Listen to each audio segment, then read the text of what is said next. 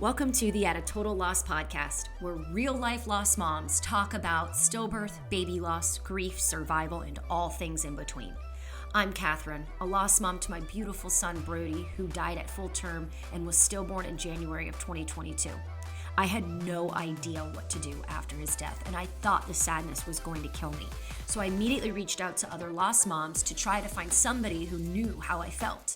And it was these conversations that saved me, and I hope that they can do the same for you.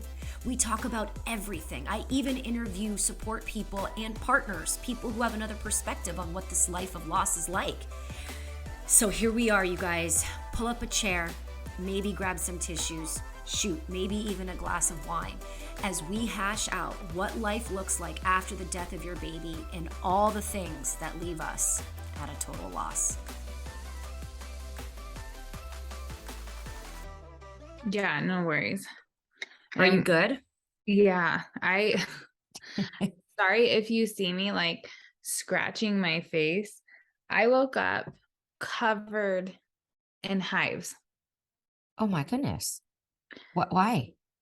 I have been diagnosed with PCOS and an autoimmune disease. And so my naturopathic doctor has me on a liver and a hormone detox. And apparently I'm allergic to something. Oh my gosh. Of course. Of Yeah. course. So I mean, it's just part of the fun now, right? if I look like my eyes are swollen, it's because they are. Oh And my gosh. yeah, it's good times. It's been a lot of fun. But I know that you were having issues conceiving. Did they finally come up with why? Or did you know this all along? No, I didn't know I had PCOS and I didn't know I had an autoimmune disease. So this is all new. I assumed I probably had PCOS, but it had never been diagnosed. So yeah, we'll see. Yeah. We'll see if I can conceive. She said it is more challenging with both, I don't even know, syndromes, Okay. disease and syndromes together. Yeah. So we'll see, but I've gotten pregnant 3 times and I didn't know I had PCOS. So it's obviously gotten worse while I got tested, but. So you didn't know any of this until right now? No, I just found out. Wild. Can it develop later on? Yeah.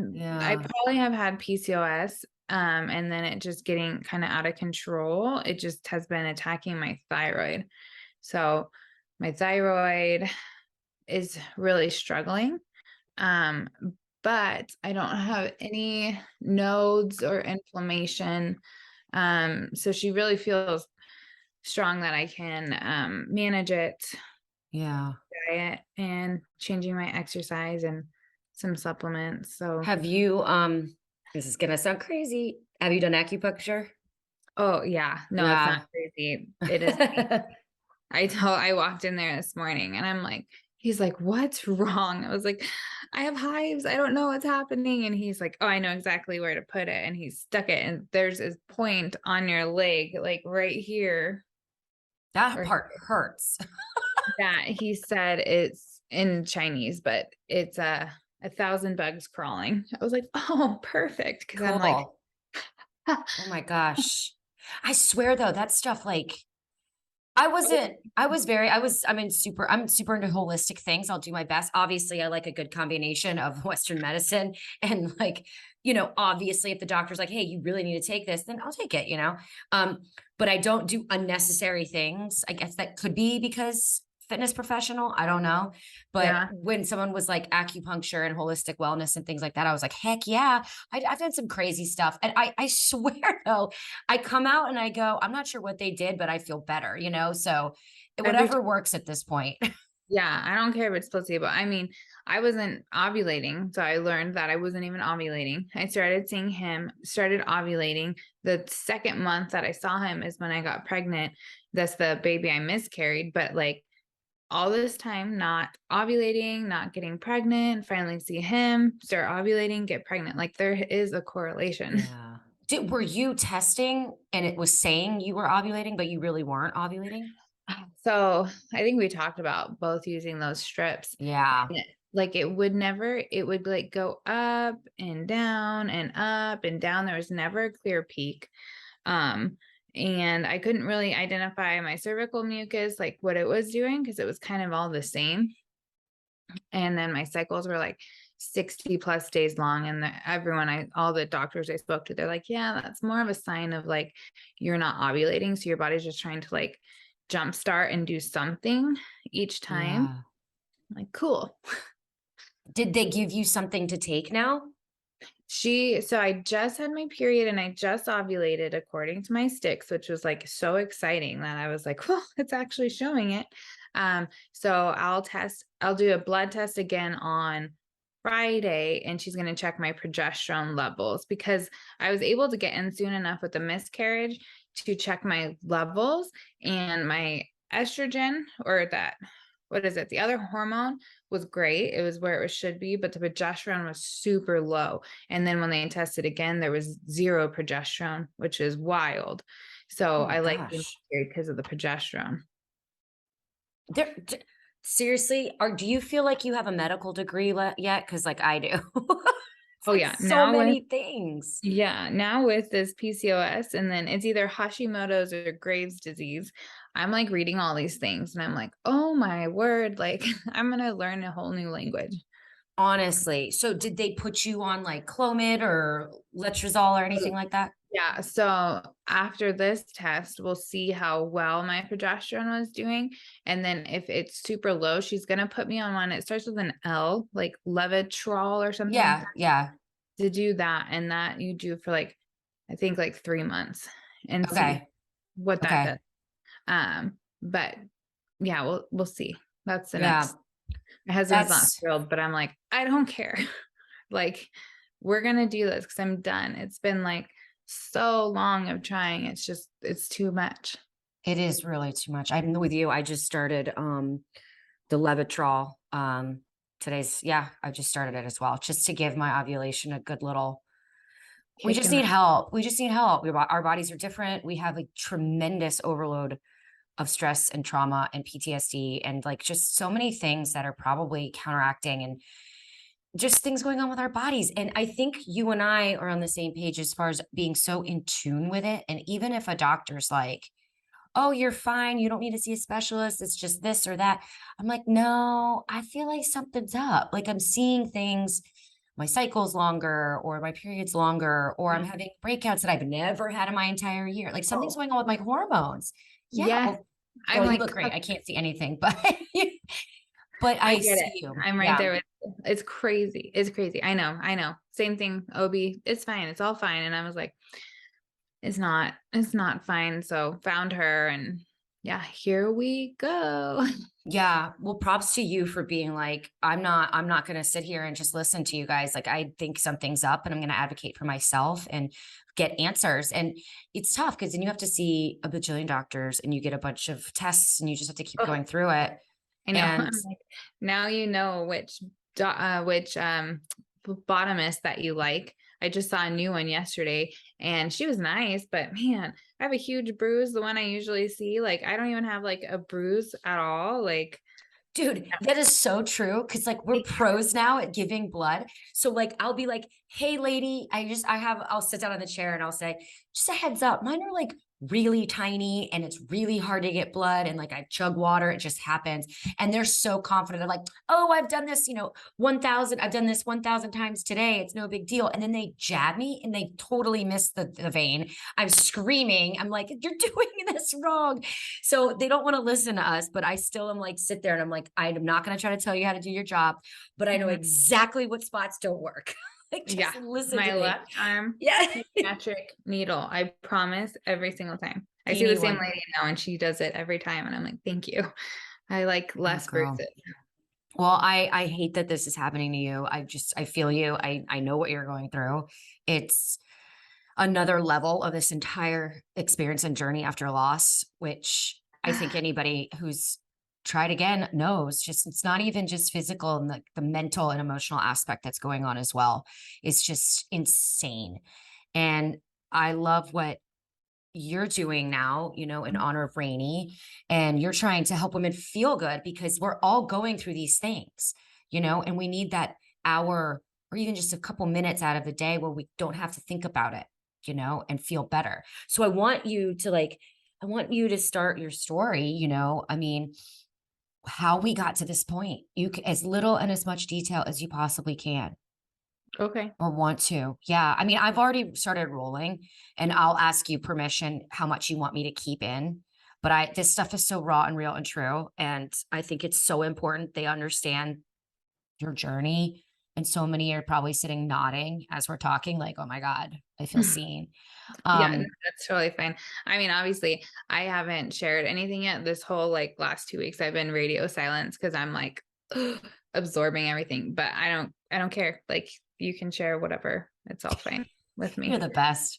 Do you want to tell us any of your background, how you got here?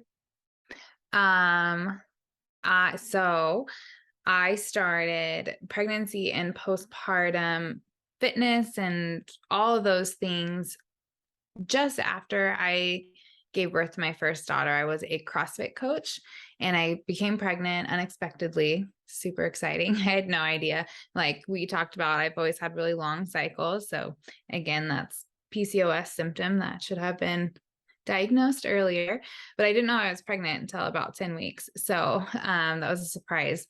And as a CrossFit coach, I felt like it was my job, and as you know, fitness professional, to be able to direct the women and through the way I was working out in my pregnancy, because everyone's watching. But there wasn't much information, and a lot of it was all the same of just keep doing what you're doing. Here's a few things to look out for, but listen to your body. And now I know that I didn't really understand how to listen to my body because I was never Mm. taught. So, towards the end of my pregnancy, I knew that we were going to be moving back from Missouri back to Nevada, where I'm from, where Ian and I, my husband, had met. He had been relocated out to St. Louis, and we were there for about 4 years. He was starting up a facility for Nature's Bakery at that time in Hazelwood, Missouri. So we were there, got pregnant. We're going to move back right after Elowen was born. And then once we returned, I kind of settled back in with some CrossFit gyms there, but I pursued my pregnancy and postpartum athleticism certification with Brianna Battles. And that was probably around 3 months postpartum. I went down to Los Angeles to see her at a seminar she was doing. And I learned a ton about my body. It was pretty much like a shock to the system. There's so much information that women should know that we're just not taught openly, widely. It's not shared with through your medical professional. So that was pretty alarming. And then coming back, learning how to apply that to my coaching and my training and what I was going to do with that and my own physical body. I decided to start Loved Momma Fitness. So I remember vividly like doing all the silver plume stuff, which I don't know if that's what it's called all over the nation, but it's the LLC, and like looking at Elowen, who I had just finished nursing, that's sleeping right next to me, and like submitting it and starting a business from my bed. And from there, I started working with pregnant and postpartum athletes. And honestly, a lot of it was more just moms. Like I got a few CrossFit athletes that would come in for leaking issues, or like struggling to increase their PRs, or struggling with like toes to bars, things like that, that they were just not getting better. And then they were having symptoms. But for the most part, mostly moms and a lot of pregnant moms. And so I started doing doula, working towards getting my doula certification. And I got pregnant with Rainey, and I kind of stepped back from doing that, because I was like, there's some kind of scary stuff. Obviously, you have to talk about when you're working with pregnant clients, and I just felt a little overwhelming.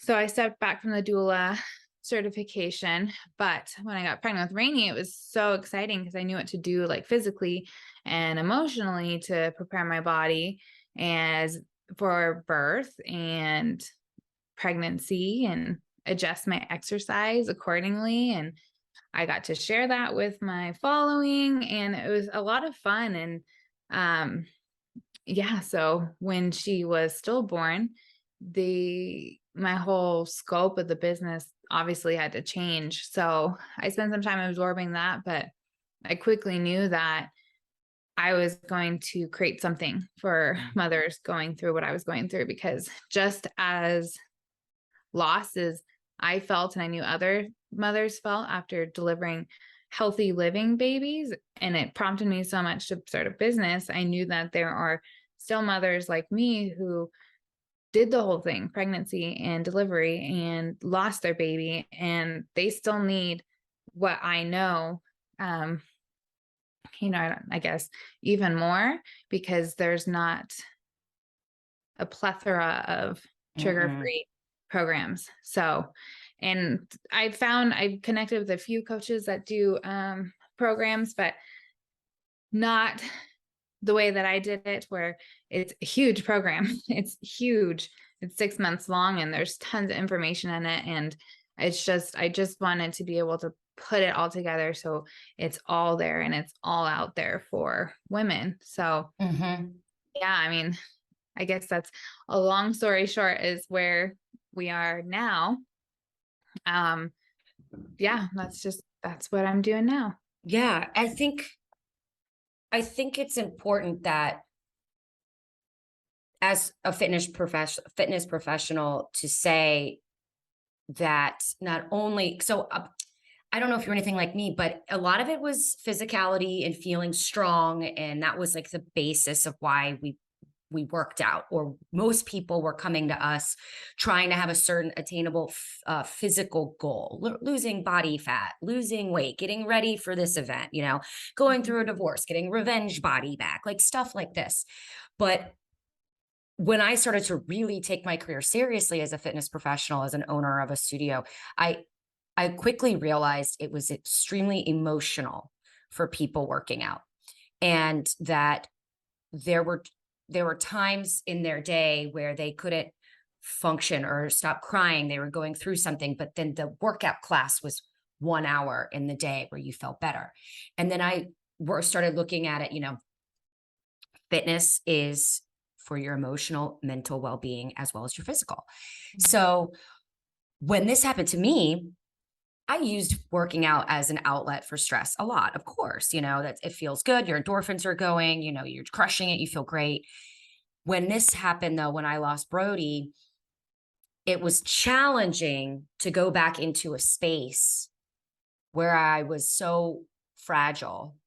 I Yes. knew people, but I knew that they didn't know. And all of a sudden, I'm realizing there's triggers everywhere. There's a Ev- pregnant girl on the elliptical. They're Mhm. making jokes about, I'm gonna be just making jokes on the microphone, things about having a baby or being a mom and stuff like that. So I feel like your space is one that women don't even know exists, that needs to exist. I feel that fitness now, I feel, oh my God, I can't even believe. So there was this one time, I think I went into a yoga class. It was very soon after Brody, because I was really trying to like chill. Like I didn't know how to get my anxiety down. I kid you not. I go into the room. I'm late, obviously. Grief. I have no idea what's going on. Probably had a meltdown in the car I before don't I even went know in. what time it is. I Doesn't don't even even. know. I don't even know what's happening. I'm wearing I accidentally put on like a thermal shirt that you wear underneath your clothes when it's freezing out. I Yeah, don't know. So sounds I, right. I dart into the dark room, and I find the last spot in this packed out room in the middle of the room. Okay. Roll out my stupid little mat. I'm on it. Hear the instructor come behind me, and she comes to the front of the room. Girl is like 8 months pregnant, bare belly showing. I was like, this is where I die of an absolute meltdown. Like I could not. Uh-huh. And then that hit me that like, if I'm struggling mentally, trying to power through this so I don't freak out and run out of the room, how many other women in here are having issues? And that like are having trouble looking at this. And it's not the instructor's fault. So I Yeah. think my point is like there should be trigger warnings on certain things, I think. Oh, yeah. And so, but now you're creating something genius that needs to be everywhere. I wish it was, and we didn't have to say, because there's triggers everywhere. but you have a softer, gentler space where Mhm. you've taken out the triggers. And if there are any, like having living children, and us and a lost mom doesn't have any. So how do you feel about typical workout programs? Do you feel that they should always have a trigger for people like us? Or do you think that we now need to go into a space where there's specialty environments and safe spaces for us? Mm, I That was don't a know. long story. My bad. Oh, no. I mean, I think everyone can relate, even if it's not even a yoga studio, just walking into a cafe, it's like they're Mm, everywhere. And by them, I mean pregnant women. Like, why? Why are they everywhere? And you're not a pregnant woman. It's not fair. So I don't know. I don't know because the niche that I work in, pregnancy and postpartum, obviously they're going to talk about the baby and the pregnancy, and that's how it needs to be. So it is very hard to remove triggers when a woman that does have a living baby does need to hear about different modifications for their workout because they were up all night nursing a baby. That's important. So I think that there is going to have to be something that's a little bit more specialized and focused for trigger free. It doesn't have to be like lost moms or anything like that, but like, can we get to a space that is just women's health and it's not bombarded with babies and um loss where um you said like your recovery is both emotional and physical, and that's another thing I really highlighted in the program was the emotional aspect, and that yes, we're here to heal our physical bodies, but it's not about appearance, it's not about losing weight. I want you to learn how to breathe, so when you are having a panic attack, you know how to get a full breath in and be calm, because end of the day, we're going to have panic attacks because we're grieving and we are highly traumatized. So I just mhm, got a message today from a woman that said she just had a panic attack, and she's gone through the first 3 weeks of the program and she was able to apply her breath work to the panic attack and get it under control. And that was like so heartwarming and mhm. sad in the same way, because it's like, I'm sorry you're going through the panic attack, but I'm so happy that I was able to help you, even though I couldn't physically be there, by creating this program that is needed. So, both, I don't know. I think that it's important that this program is trigger free, but I Mhm. don't know if we can ever get to a point where pregnancy and postpartum, all programs are going to be trigger Mhm. free, because each woman still needs that space specific to their journey. And I can say that a lot of lost moms like us will also still appreciate the trigger free program, even if they go on to have another living baby, because it's or sorry, a living baby. So it's it's valuable. I don't know. Did that answer your Yeah, question? no, absolutely. Yeah, I just, working in the fitness space, I don't really know if I was curious to see if you thought that there will be twin triggers. Like when you go and you look up the instructor on the website. I mean, do you think it should say heads up, she's pregnant? Like, Yeah, and I think we discussed this too. The Peloton started having a notification option for pregnant and any sort of baby mhm, talk mhm, notification, which I think is really cool. And I think that's valuable. I think it's a good reminder for the general public too to watch what they say. Joking about pregnancy and babies is actually really hurtful, and it's not funny to a lot of people around you. As we know, like the statistics is 1 in 4 women have had a miscarriage and 1 in 160 have had a stillbirth. And I feel like that stillbirth statistic has changed recently. I'm not sure exactly what it is, but you are surrounded we are all surrounded by women who are struggling. The infertility statistic is quite staggering too. So mhm, um, I think it's time for people to be a little bit more aware of the words that they're saying and how they're speaking, and then in the fitness industry, really knowing your clients and your clientele and the people that come into your gym mhm, space. So yeah, if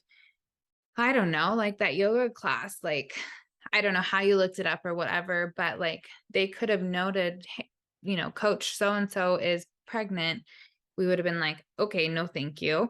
Whereas she would still get a lot of pregnant clients coming to her class because, we want to be pregnant, doing yoga that is for pregnancy. But I think that's important. We, especially as trainers and coaches, we pride ourselves in really knowing our clients and catering to them. So like that needs to be more of a broad reach there, I feel like, so that we are Yeah. being really mindful of people's hearts, because it is so vulnerable coming to the gym. And that's the reason I wrote this as an at-home workout.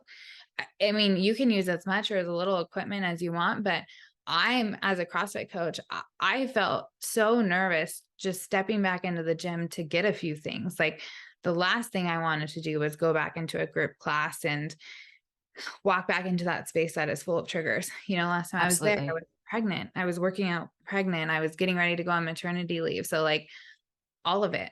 And Yeah. women are triggered by exercise, by touching their belly. I very gently walk everyone back into just touching their stomach again, which is really hard Mm. after loss. And I think you're nailing that. As somebody who runs a fitness facility, you give an intake form. When you first come in there, they're asking about you. And they typically ask things about your height, your weight, your marital status, just your goals, things like that. I truly feel that if we really want to know our clients, we should ask these questions. Have you Mm. suffered have you suffered a loss? Have you suffered a pregnancy loss? Things like that, to understand that exactly, like, I went into a class and the coaches were like giving me shit and like trying to get me to like go harder. And I was like, bitch, you are lucky I am standing up straight. Like, they don't know that I'm not there to completely kill myself. I was just like doing a sit up triggered me because I remember being pregnant big and being like, I'm not doing this anymore. Like, I can't lay on my back anymore. I can't do any twisting, and it triggered me, and your brain starts going, oh my god, is that what hurt him, so like, before this is where I got answers. So I feel as if you're doing a good job in your studio or your business as a fitness person, you should know these things about your clients if they're willing to tell it. Obviously, if you're not willing to tell that, they can't know what's going on with you and why you're running out of the room crying. So I really hope that one day we can make a little bit of changes to just even something simple like the intake form. Hey, Mhm. I suffered a stillbirth. I'm, dealing with this and this. I mean, diastasis recti is like huge. Like, did you need to know that I have like a hernia coming out of my abdominals? Like, you know what I mean? So I Yeah. think it's just depending on how much you want. It's like an alien. Um, so just how much you want to know about your clients is really important. And that's like the first thing I wanted to touch on, because you said that. And then you said something else about having trouble even stepping foot in there. And I want to ask you as like a personal question, as far as you were a fitness person before Rainey was born, and you it's close to your heart. It's your space. It's your good space. So then after her death, did you have a problem going back into that line of work? Like, was that even triggering too much for you? How did you kind of get through that? Yeah, all of that. But first, so yes, I do like pregnancy and postpartum athleticism. So diastasis recti is a big thing that I want to know about, and all your coaches will want to know about. So just Oh, everybody. wait, and if you don't know what that is, it is the separation of your abdominals. Kind of what happens when they make space for the baby and they kind of open up, and they usually go back together, but it's something you have to be aware of. And typically, your doctor really your OB typically won't really check for it. You just have to kind of do it, making sure the two fingers, I mean, you can explain it as well, but you just have to make sure that you're paying attention to that. And then there's ways to fix it, but you still can't just go hauling off and doing a Yeah. gigantic amount of crunches right after. Like, Yeah, you just yeah. can't do it. Yeah. So I teach you how in the course to check Heck your yeah. diastasis recti, and then also screen yourself for prolapse. And then walking through the course is all about how to heal your diastasis recti. So all your trainers should know whatever you're doing to know about your diastasis recti. But I just wanted to say that back to going back into exercise and fitness and all those things after Rainey died, it was really hard. I trained and coached out of my own home gym. So just stepping back into that space was really hard. And then it got a little bit easier. I filmed a lot of the content for the program in my gym, so it kind of gave it like a new purpose, which was helpful. Um, but everything is a reminder of what was. Last time I was doing this movement, I was super pregnant. I remember showing this movement on my TRX because I couldn't squat all the way down or whatever.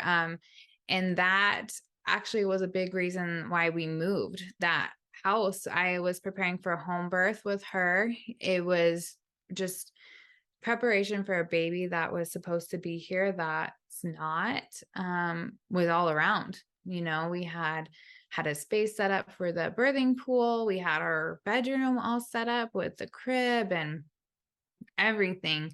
It just became really hard. So we found a new home in the same city that we lived in, and we kind of jumped on that, and it was too perfect. It's got a great view. The seller's agent last name was Rainey, so it felt perfect. Like it What? felt like her thing, like, Wow. here, move here, mom. Everything's gonna be okay. So moving was like a great way to kind of start new memories, I guess, and move my home gym. And now you're in a way smaller garage, so it's totally cramped in the corner, but it feels good. Everything about the new place feels great. And I haven't and probably won't ever join a gym again. I am feeling pretty good in my home gym with my own workouts and everything like that. But yeah, it took a long time. All the equipment, everything has memories, the smells of your gym. It triggers all these thoughts about Hmm. your pregnancy. And then, like you said, that we're all going through this running narrative of, oh, did that movement hurt the baby, or did I do this wrong? And I think, again, I know I keep talking about the course, but the point of that whole course is to help mothers walk through their grieving process and help them forgive themselves for little things that really were out of our control. And some points, like, there's not going to be a sit up movement that you did that could have hurt the baby. um but just walking back into that space, moving our bodies again, and doing all of that after such a trauma and such a loss, and reconnecting with our bodies, because it's super easy to be disconnected after that loss and feel so disappointed in our bodies they that we couldn't support them. Our body was broken or not healthy enough or strong enough, all the things. Um, so really just forgiving ourselves in a way, which I don't know. It's hard hard to explain because I know that it's a never ending process. Yeah, no, I think you're right. I think with time, I mean, I remember switching. I'm a big I do Orange Theory. I used to be a coach there and talent developer. So I just like it because it's familiar. But I did it when I was pregnant and I switched studios because I was like, I can never walk into this one again. Like, no Mm. way. But I don't know if this I don't know, but I had a really hard time in the very beginning and I had to ease in like really slow because you're right. You're flashing back to when your belly was big or to when you felt the baby kicking while you were on the treadmill, like things like that. And also being like super cautious with your body afterwards. It's fragile. I mean, some of us had birth trauma and surgeries Yeah. and things that, and, I had blood transfusions. There was a lot going on with me. So the mentality of when I was in there was different. So my mentality before Brody was I want to be strong and I want to be lean and this is just my lifestyle. This is who I am. And then when I got pregnant with him, I said, okay, I have to alter that mentality. Hmm. I'm here just to keep him safe. I'm here to stay healthy. I'm here to keep moving. I'm here to keep circulation going, to keep my mental space and my stress down from being pregnant. And then after he died, it was like, what is my relationship with fitness? What is it? What is this for me? Hmm. And going in the beginning, it was almost like, yes, exactly like you said. my body sucks. It failed me. I thought I knew it. I treated it so well my whole life. I fed it well and I worked out and I was healthy. I didn't do bad things to it. And it still failed me. So then getting my relationship back with my body as this house that killed Brody was challenging to flip it and say, this house didn't had a beautiful, comfortable home for my baby. It's doing its absolute best. I have to give it grace. I have to try to get healthy again. And I have to get my mental space back if I want to help recover from this trauma and help maybe have future living babies. So have you seen, and I like timelines because I need someone to be like, this is when this is going to shift, but it's different for everybody. It's completely different for everybody. I'm a little better at the working out thing because I'm trying to flip my view on it. But are you seeing this? And how do you help women who are trying to get back? And what can you say is like maybe what to expect when you first start getting back in and when it might start to be a little bit more tolerable, if that makes any sense? Ooh, I don't know. Well, what about you? What was it like for you? I feel, well, also as a fitness professional, we're kind of really aware of our bodies Mhm. too. And I feel like I did a lot of my learning of the recovery from pregnancy before, so I kind of knew what to expect. From the stillbirth, recovery physically felt a little bit quicker in the beginning because I was not up in the middle of the night nursing a baby, but I was up in the middle of the night. I couldn't sleep. I had insomnia. I had nightmares. It was horrible. I remember waking up, I don't know, day 4 maybe after the loss to pump and being just so angry about the milk. So that was like a big thing I talked about early a lot because the milk was so traumatizing, the milk coming in for me. Second baby came in like a force, right? Ready to feed a baby that your body doesn't know is there. By the end of that first week after Rainey's death, my body started to physically feel better.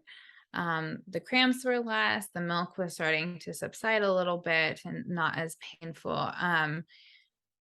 But a lot when I'm working with this population is learning in the first few weeks. So learning how to breathe, learning about diastasis recti, learning about prolapse, kind of self-diagnosing in a way of checking your own diastasis, screening yourself for prolapse, and then learning how to breathe to heal your body. And the breath is like the foundation of your recovery. So the breath is going to be what helps us expand and relax areas and also strengthen them and ensure that they're working together to heal your diastasis and manage prolapse symptoms and then carry you into your exercises. So the first few weeks, you'll start to feel a little bit better, but it's a lot of learning. And I want to say, like, I don't know, by week 8, you probably start to feel a little bit stronger. Your stamina has increased. Your body doesn't feel as jiggly and loose. Your core, it's so bizarre. You feel strong in pregnancy. You're doing all the things in pregnancy. And then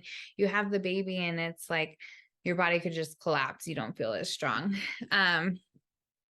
So timelines are definitely hard because it's dependent on each person.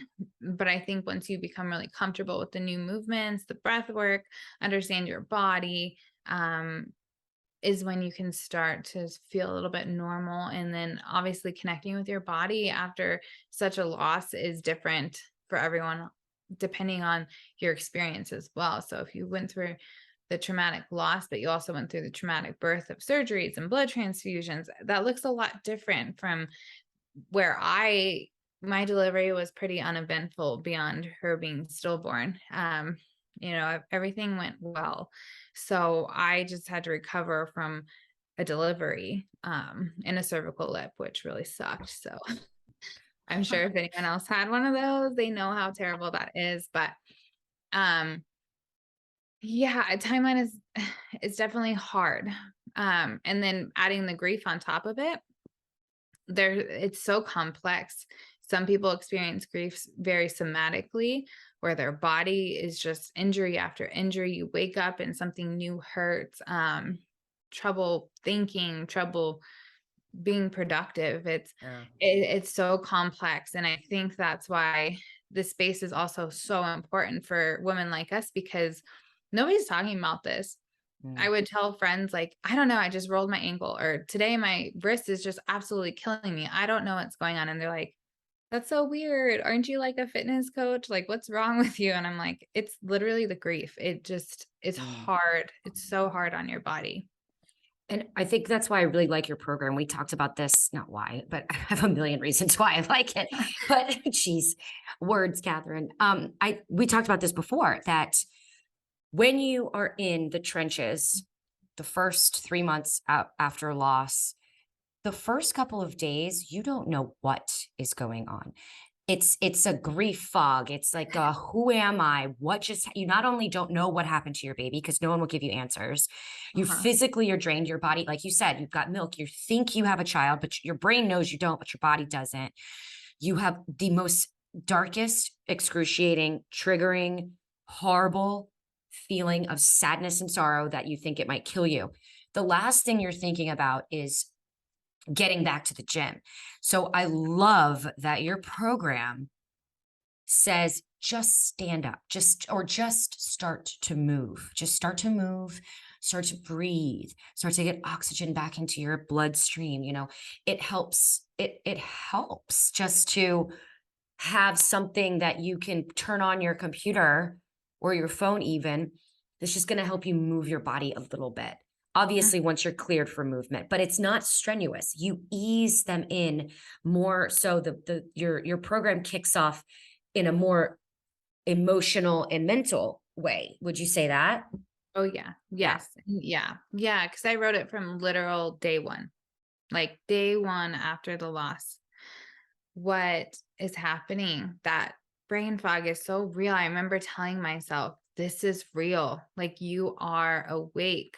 She was born. I remember sitting up super fast in the middle of the night. Like, somehow I fell asleep and like frantically searching my bed for the baby, and then Oh my being like, goodness. she's dead. Like, she's Mm. not here. And that, all those things, like, it sucks.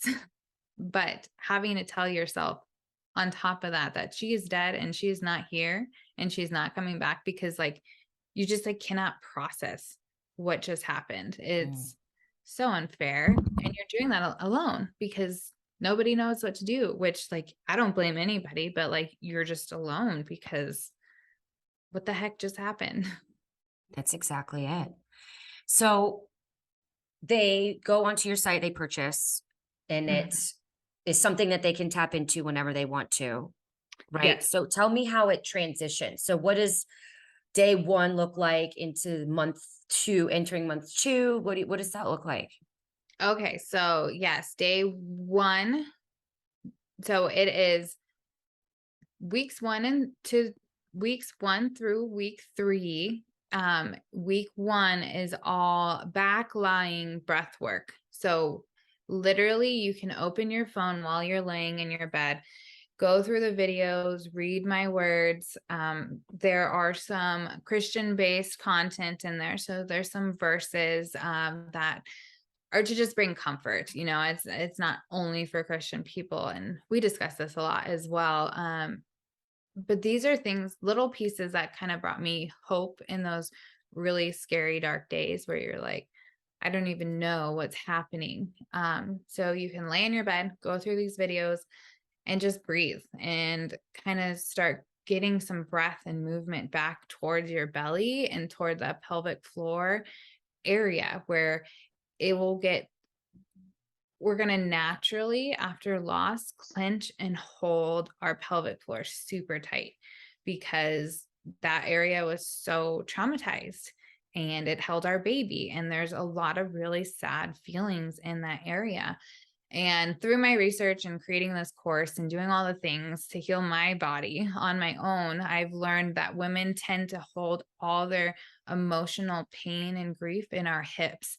Mm. So it was a big driving force for me to focus on breath work and just breathing in the first 3 weeks. The first week, You can lay on your back and just breathe. I also have PowerPoints in there that teach you the basic anatomy of the pelvic floor, what breath work does and why we do it, all about your diastasis recti, prolapse, what all of that is. So there's a little bit of learning in there because I feel that it's really important that you understand as you're a woman, your own body before you start moving it again. So there's some learning in there. There's lots of resources in there. I have a video from a physio in Canada.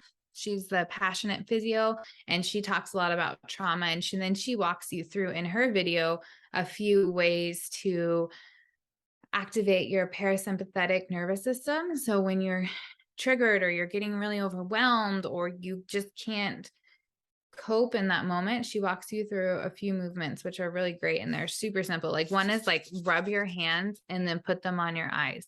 It's like so basic, but if you do it, it feels great. And you're just like bringing awareness to your body. Week 2, we move into a sitting up position and you're kneeling on a ball for some feedback and you breathe there. Again, there's more learning. Week 3, we move into an all fours position. So you are more vulnerable in all fours position, meaning your tummy doesn't have much of a support because it's in that hanging position. So then we practice breath work there. And there's some stretches, pelvic floor release work, and again, a lot of learning.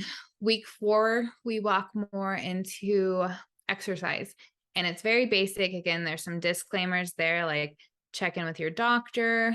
You do get cleared around week 6, but that's a pretty basic clearance that has just been thrown out there there is a reason, but it doesn't really make sense in the fitness world. I just ask you to make sure you're no longer bleeding.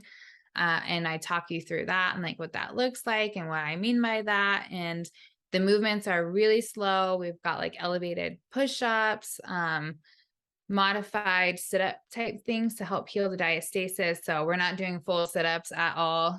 I renamed a lot of the movements. So you've probably heard the movement dead bug. I took all those words that could just be triggering out of the programming. Some people might be like, well, that's not necessary. But my thought process is I'm already thinking about death all day long. The last thing I want to do is be laying there doing dead bugs, That's so good. Good job. I renamed a lot of movements. So as you start getting into the actual exercises, you're not like being thrown back into crazy workouts. They're all for pregnancy and postpartum recovery. So we are postpartum, which I still hate saying that word. I call myself post stillbirth. I just, for the most part, avoid saying it.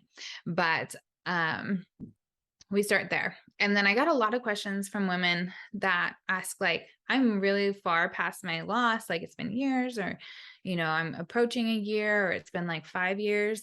Is this good for me? And absolutely. If I had that client walk in to work with me, we would start from day 1 of this program too. Obviously, content would look way different, but we're always going to start rebuilding our foundation and starting from there.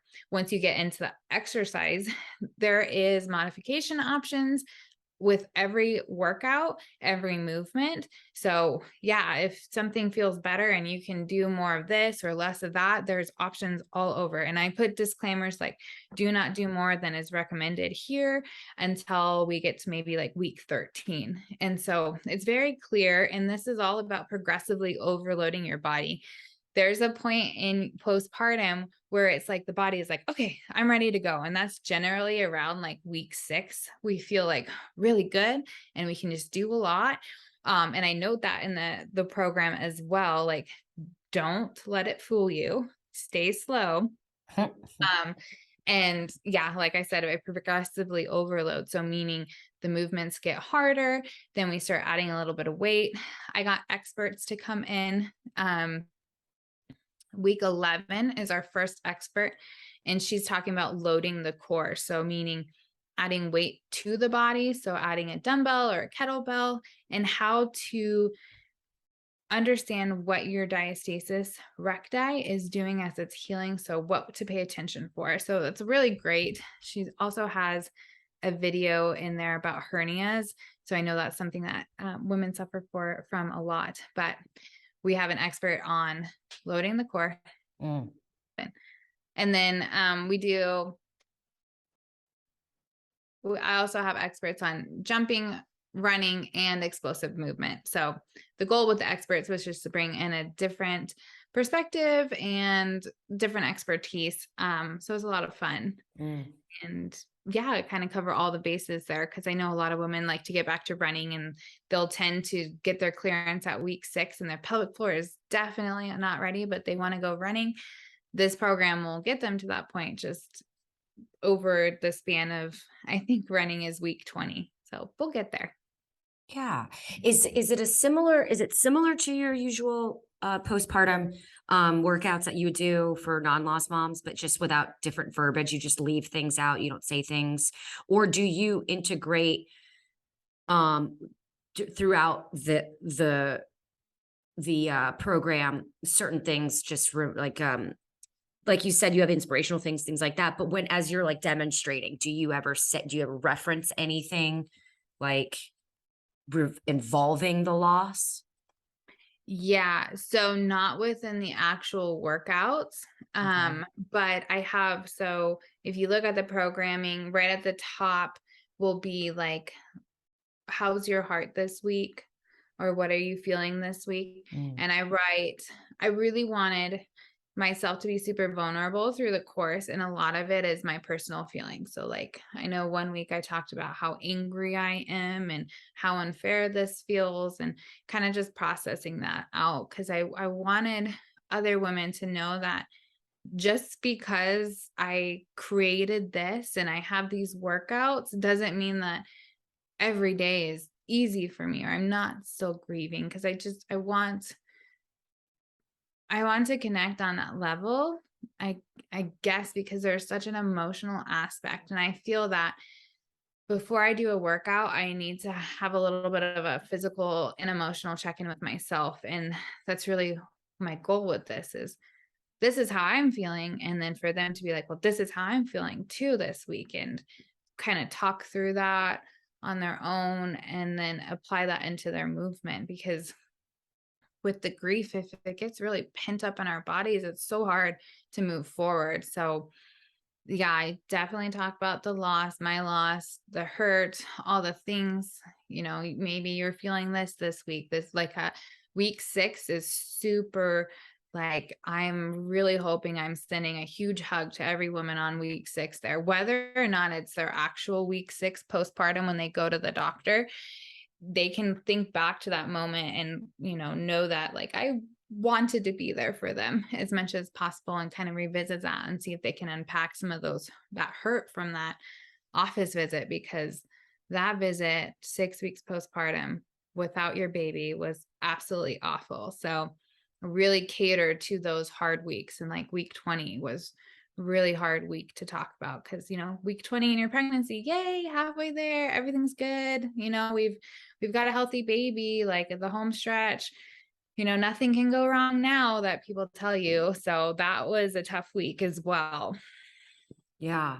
Do you have are there like goal sets?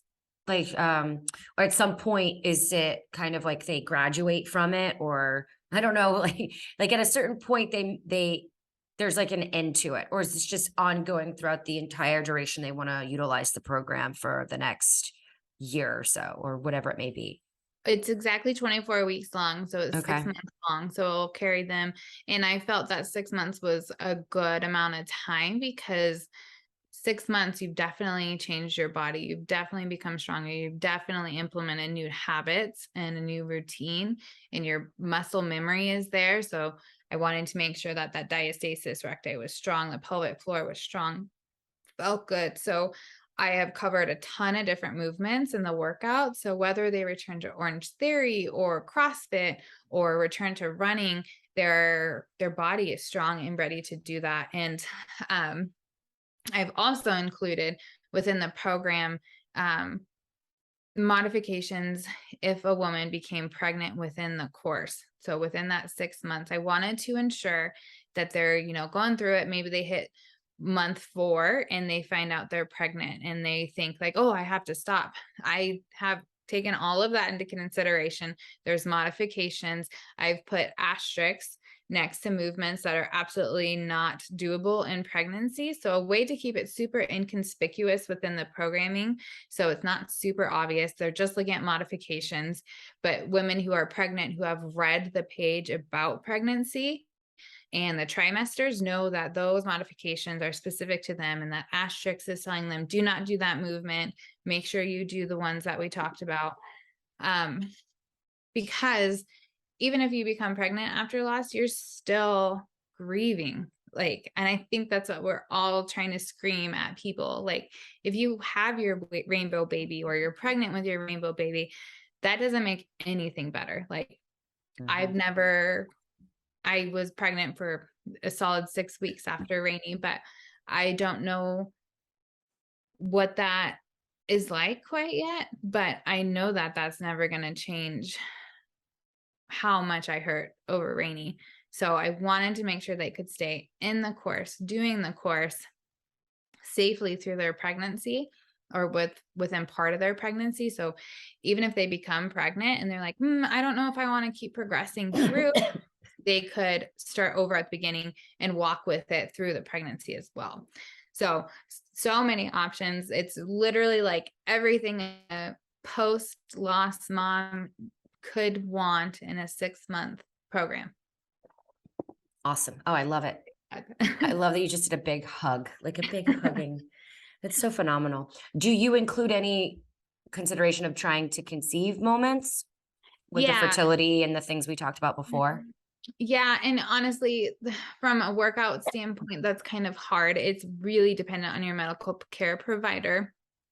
And I note that as well. So for me, trying to conceive now and have been, my considerations are now that the fact I know that I have an autoimmune disease and PCOS. So my workouts have changed drastically. So if there's an instance like you are taking my course and you get diagnosed with PCOS, like I just did, just reach out to me and I'll give you some really easy ways to modify the program for yourself. But essentially, with PCOS, we want to focus more on weightlifting and low and slow endurance type things. So a simple way to adjust that is to just adjust the work rest ratio. So you move just as much as you rest.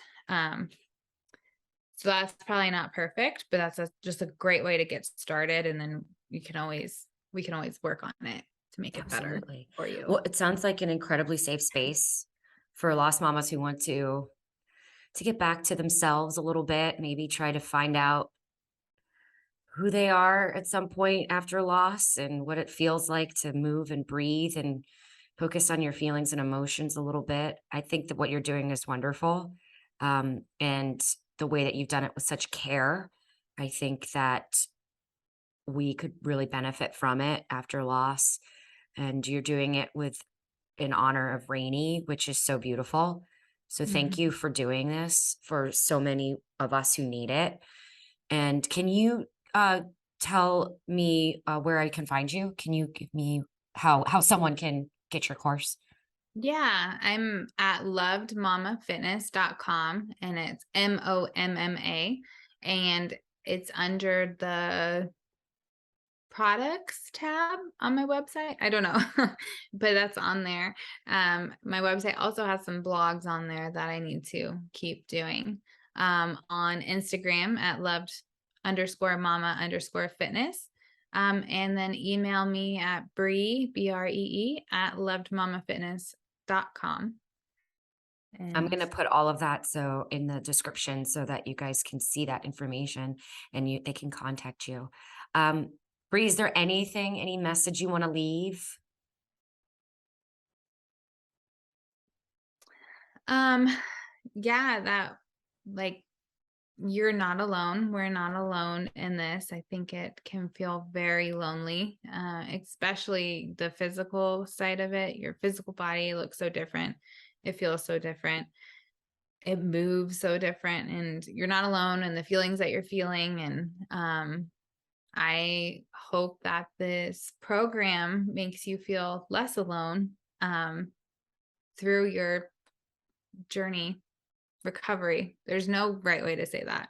No, After loss. it is the journey after loss. It's navigation after loss. It's what does life look like after loss, It and never have stops. never stopped. So you're right. No, we're not. You're not alone. We got you. So thank you so much for creating this program, Bree, and for being so open about your journey. I think that's important for everyone to understand that you really are going through this at the same time, and that's good to be in the presence of somebody who just gets it. So important for us as we try to navigate this.